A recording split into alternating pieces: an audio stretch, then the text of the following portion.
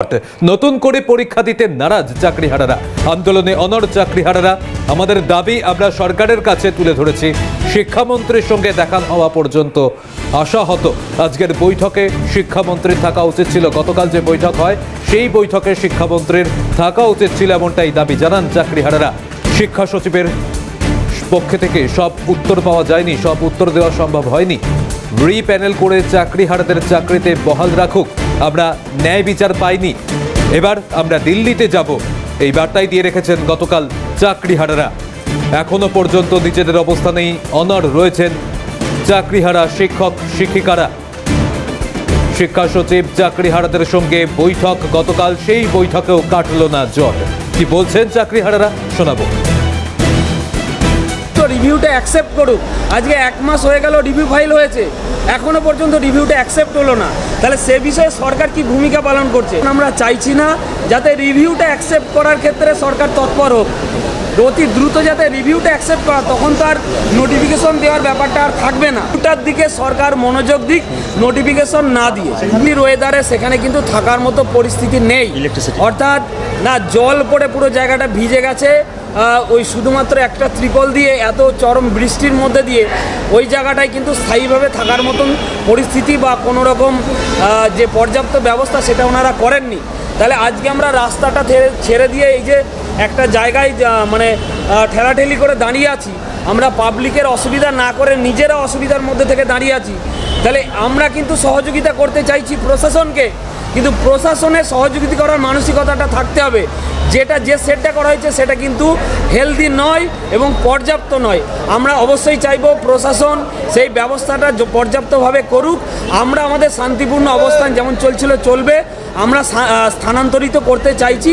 তার আগে অবশ্যই আমরা চাইব প্রশাসন পর্যাপ্ত ব্যবস্থাটা রেডি করুক। আর এটা মহামান্য হাইকোর্টের রায় মেনে নিয়েছি, আমরা সেখানে যেতে চাই। আপনারা তার যথাযথ ব্যবস্থা করে দিন, যেন আমাদের সন্তানেরা যারা আমাদের মধ্যে আছেন তারা নিরাপদ থাকুক। আপনারা শুনলেন চাকরিহারাদের প্রতিক্রিয়া। আমরা সরাসরি চলে যাব, আমাদের সঙ্গে সল্টলেক থেকে রয়েছেন প্রতিনিধি অভিরূপা হাজরা। অভিরূপা, এখনো পর্যন্ত নিজেদের অবস্থানেই অনড় রয়েছেন চাকরিহারা শিক্ষক শিক্ষাকর্মীরা। গতকাল শিক্ষা সচিবের সঙ্গে বৈঠক হয়, কিন্তু বৈঠকে জট কাটেনি। এই আজ কি বলছেন আজকের এই দিনে দাঁড়িয়ে তারা?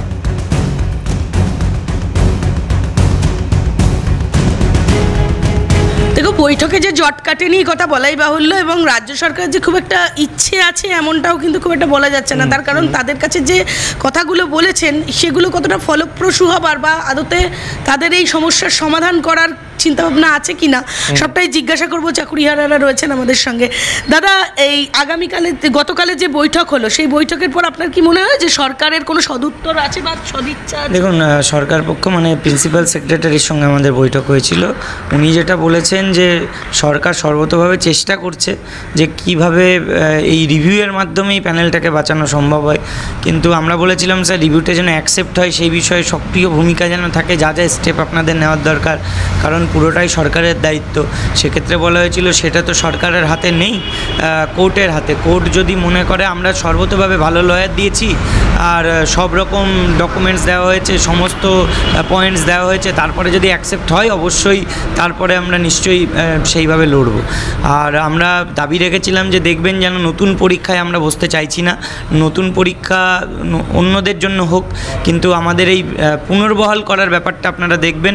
আর সেক্ষেত্রে রিপ্যানেলের ব্যবস্থা একটা যদি করা যায়, এবং সেটাই করতে হবে ওএমআরের ভিত্তিতে। তো ওনারা বললেন সেটা তো রিভিউয়ের হিয়ারিংয়ের ওপর ডিপেন্ড করবে, সেইভাবে আগে রিভিউটা অ্যাকসেপ্ট না হলে তো ওই পর্যায়ে যাওয়া যাবে না। এবং আলটিমেটলি একটা নোটিফিকেশান দেওয়ার ব্যাপারেও মানে একটা রব উঠেছে। তো সেক্ষেত্রে আমরা যখনই জিজ্ঞাসা করেছিলাম ওনারা বলেছেন লয়ারকে সমস্ত তথ্য গেজেট পাঠানো হয়েছে, ওনারা সেটা দেখে যেভাবে বলবেন যাতে মানে সকলে মানে যোগ্যদেরও কোনো একটা সুরাহার দিক পাওয়া যায়, তো সেইটা খেয়াল রেখে করা হবে। কিন্তু আমাদের সে সম্পর্কে কিছু জানানো হয়। গতকালের এই বৈঠকের পর আজকে কি আপনাদের পরিকল্পনা রয়েছে? আর ওখানে যে ছাউনি করা রয়েছে, অস্থায়ী ছাউনি, সেখানে যাওয়ার কি পরিকল্পনা? দেখুন, আমরা যারা চাকরিহারা যোগ্য সকলেই চাইছে যে সরকারের কাছে অন্তত একটা দাবি জানাতে যে নতুন পরীক্ষাটা কোনোভাবে না নেওয়া হয় আমাদের জন্য শুধুমাত্র, সেটা না করে রিভিউতে যেন যাওয়া হয়, রিভিউটা কি হচ্ছে না হচ্ছে তার উপর, বা আরও আইনি পথ যেগুলো আছে সেগুলো দেখে তবে যেন পরীক্ষার কথা ভাবা হয়। তো সেক্ষেত্রে আমরা দাবিটা আজকে একবার জানাবো, শিক্ষামন্ত্রীর সঙ্গে দেখা করার দাবি আজকে আবার জানাবো, কারণ গতকালের বৈঠকে অনেক কিছু ধোঁয়াশা থেকে গেছে। আর আমরা ওইখানে নতুন যে টেন্ট হয়েছে সেখানে ব্যবস্থাপনা গতকাল দেখেছি, খুব একটা সুখকর মনে হয়নি এবং সে জায়গায় আন্দোলন পরিচালনার ক্ষেত্রে অনেক বাধা আসতে পারে। ইলেকট্রিসিটির অভাব আছে, নেই সেখানে। তো সেগুলো আজকে একবার দেখব। এই ঝড় বৃষ্টির মধ্যে ওখানে আদৌ থাকা সম্ভব কিনা সেটা দেখে আমরা পরবর্তী সিদ্ধান্ত নেব। সেখানে তো বলা হয়েছিল যে আপনাদের কিছু ভলেন্টিয়ারের নাম পুলিশের কাছে দিতে হবে, ভলেন্টিয়াররা যোগাযোগ রাখবে পুলিশের সঙ্গে। ভলেন্টিয়াররা কি এটা নিয়ে কথা বলেছে, এই অসুবিধার কথা? আমরা নাম অলরেডি সিলেক্ট করেছি এবং তার মধ্যে কয়েকজন গিয়ে কথা বলেছে, জানানো হয়েছে অনেক কিছু, যে ইলেকট্রিসিটি নেই, ঝড় বৃষ্টিতে এখানে তো জল আসবে, থাকা অসম্ভব, প্রায় এখানেই থাকতে পারছি না, ওখানে এই ঝড় বৃষ্টিতে কীভাবে থাকা সম্ভব। তো যাই হোক, সেগুলো নিয়ে কথা হবে। আলটিমেটলি দেখুন, থাকা না থাকা, আন্দোলন করা, এগুলো চলবে। সরকারের মনোভাবটা আমাদের জানাটা খুব দরকার, যে তারা যোগ্যদের চাকরিতে ফেরানোর জন্য কি কি স্টেপ নেবে। কারণ আইনি লড়াই তো অবশ্যই আছে, কিন্তু কোথাও গিয়ে সরকারের এটা দায়বদ্ধতার মধ্যেই পড়ে যে যে কোনো প্রকারে তাদের চাকরিটা যেন থাকে, নাহলে সমাজ ব্যবস্থাটাই ভেঙে পড়বে, শিক্ষা ব্যবস্থাটাই ভেঙে পড়বে। শিক্ষামন্ত্রীর সাথে দেখা করার জন্য আজ কী ব্যবস্থা? আজকে আমরা আবার একটা চিঠি বিকাশ ভবনে দেবো এবং সেখানে জানানো হবে যে আমাদের দাবিগুলো কি কি, যেহেতু উনি বলেছেন দাবিগুলো স্পষ্ট করতে, সেটা আমরা 12টা নাগাদ দেব। আর সেক্ষেত্রে এটাও জানানো থাকবে যে গতকালের যে মিটিং, সেখানে কোন কোন বিষয়ে আমাদের ধোঁয়াশা থেকে গেছে, যার জন্য আপনার সাথে আমাদের দেখা করা। মানে এই একটা চিঠি লিখে শিক্ষামন্ত্রীর দফতরে দেবেন? অবশ্যই। অভিরূপা, একটু যদি জানার চেষ্টা করো, আমরা জানি আজ 27শে মে, 31শে মের মধ্যে আদালতের নির্দেশ, বিজ্ঞপ্তি জারি করতে হবে, নিয়োগের জন্য যে পরীক্ষা রয়েছে সেটার একটা বিজ্ঞপ্তি দিতে হবে। সেই জায়গায় দাঁড়িয়ে এখনো পর্যন্ত তারা বলছেন যে তারা ধোঁয়াশার মধ্যে রয়েছেন। পরবর্তীতে এখনো পর্যন্ত হাতে 4টে দিন রয়েছে, তারা কি সুরাহা পাবেন বলে মনে করছেন?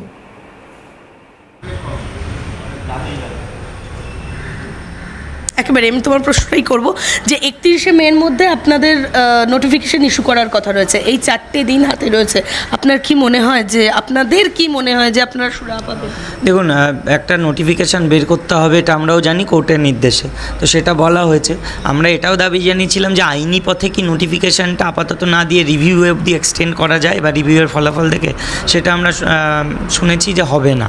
তো তাদের কাছে, কারণ সেক্ষেত্রে তারা বলছে বেতনটা বন্ধ হয়ে যাবে। এবার সবার বেতন বন্ধ হয়ে গেলে তার দায়িত্ব কয়েকজন মিলে নিতে পারে না। তো সেক্ষেত্রে এটাও জানানো হয়েছে যে নোটিফিকেশানটা কি আসতে চলেছে সেটা অন্তত আমাদের জানান। তো গতকালের মিটিংয়ে ওনারা বলেছেন এখনও কিছু হয়নি, লয়ারের কাছে দেওয়া আছে, ওনারা ঠিক করছেন। আজকে শুনছি ক্যাবিনেট মিটিং আছে, তাহলে সেই জায়গায় যদি এটা জানতে পারি যে নোটিফিকেশান সেই জায়গায় পাস হওয়ার ব্যাপার থাকছে, তাহলে গতকালেরটা মিথ্যা ছিল এটুকু বুঝতে পারবো। কারণ একদিনের মাথায় নোটিফিকেশান রাতের মধ্যেই চলে এলো আর সকালে স্যাংশন হয়ে গেল, এটা ঠিক হয় না। অন্তত যদি সেটা আগে থাকতে হয়ে গিয়ে থাকে, তাহলে অন্তত দেখাতে পারতেন বা বলতে পারতেন কি আছে নোটিফিকেশন। একেবারে খুব স্পষ্ট ধারণা যে নোটিফিকেশন কি হয়েছে সেটা যদি আগে থেকে জানানো যায়, তাহলে খানিকটা হলে সিদ্ধান্ত নেওয়া যায়। তবে আপাতত গতকালের এই জায়গায় দাঁড়িয়ে এখনো দেখতেই হবে যে আজ 27শে মে, 31শে মের মধ্যে বিজ্ঞপ্তি দিতে হবে, নোটিফিকেশন জারি করতে হবে। কিন্তু নোটিফিকেশন কি হবে সে বিষয়ে এখনো কিছু স্পষ্ট করা হচ্ছে না। সেটা যদি স্পষ্ট করা হয় তাহলে তারা আরো সুবিধা হবে, এমনটাই দাবি রাখছেন চাকরিহারারা।